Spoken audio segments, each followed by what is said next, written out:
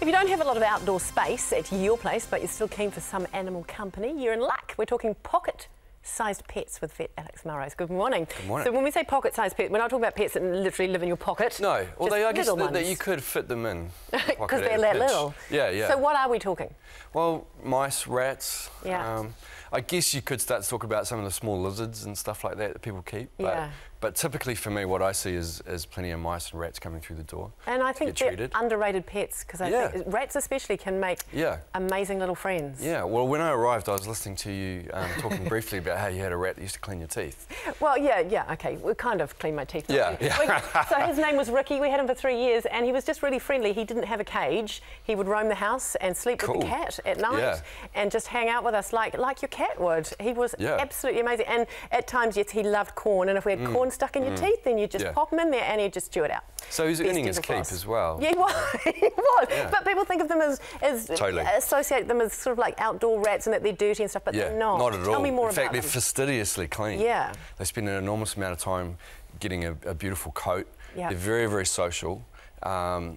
In fact, that's why you can keep them one off. You know, you think that they'd need socialisation, but they're so happy socialising with people. And they love to be handled. They don't get lonely as long as they're getting contact. Yeah, they love to be handled.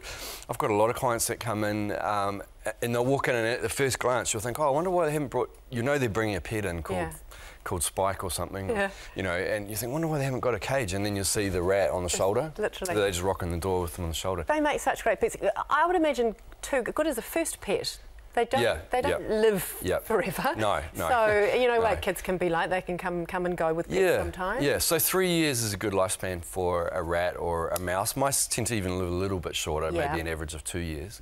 But yeah, they're a fantastic way to get kids practicing looking after something. Yeah. Getting in the habits of being responsible for feeding and watering them, changing their cages. Often you've got to change their bedding, you know, twice a week or something like that. So there's these chores that kids can start to realise that if they want to have the pleasure of sharing their home with animals, they've got to put the work in. Are they a little more economical, should we say, cost-wise, than having a dog or a cat? Totally. Yeah. Look, average spend per year on a dog is probably $1,500, maybe $2,000. Depending what you're feeding them, depending on the size of the dog and stuff. Yeah. Cat, probably half of that, maybe a bit less than $1,000 a year, and a rat, I mean, that's going to be, I don't know, $50 a year. I can't even remember what we used to feed them. What do you have? You can actually get pellets. Yeah. So for rats, they need. You can feed them. You can feed them a bit of fresh vegetables, but they actually need quite a lot of protein. Right.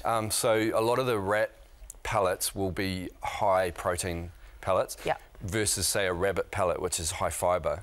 They need low protein, high fibre for rabbits. Yeah. Most of these pets we're talking about, I would imagine, though, as much as my little boy didn't have a cage, would need some sort of housing. Yeah. But these days you can get these really cool sort of like habitrails. They're almost like little. What are they? They look like plastic space stations almost, and they've got little modules and then a little branch, and it's like a whole sort of complex. Yeah, with cool little toys inside and stuff like that. So you can get some pretty cool houses for them. Yeah. If you have rats and mice, so they're indoor pets, aren't they? Yeah, definitely. Not housing them outside. No. Then again, in contrast with rabbits, you can often have them in outside runs, but rats and mice, they need to be inside. They're more adapted to higher levels of humidity and more warmth. Okay. So they're not as good in the cold. But your guinea pigs outside? You can, yeah. It's pretty common with guinea pigs. From your perspective, being a vet, do you see these animals as regularly as you might see people bring their cats and dogs in? Not as regularly, but we do see them because they are prone to certain conditions. So you'll see quite a few with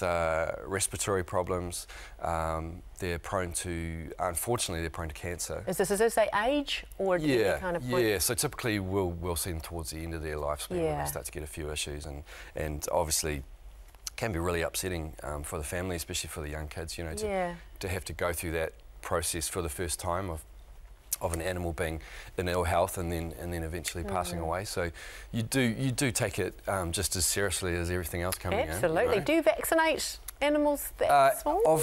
Not those particular ones. Rabbits we vaccinate yearly against calicivirus, which is a fatal hemorrhagic disease which rabbits can get. So they come in when they're little baby rabbits, and then they come in once a year for their shots. But rats and mice don't need any regular vaccinations. The other good thing with them in New Zealand is that there's very, very few zoonoses, so there's very few diseases that they carry that you can actually catch. So even though, like you were saying before, people have this concept that they're dirty and you're going to catch something off them, it's pretty much impossible to get domestic black-hooded rat, I totally recommend. Yeah. They rock. Yeah, you should get another one. I should. Yeah, why not? Bring them in. Next week, done. Have them in the studio. Thank you, Alex. Yeah. I might take you up on that. Coming up, it is the Broadway sensation with big voices and even bigger hairstyles. We are chatting to Hairspray star Lavina Williams, a.k.a. Motormouth Maybell, after this.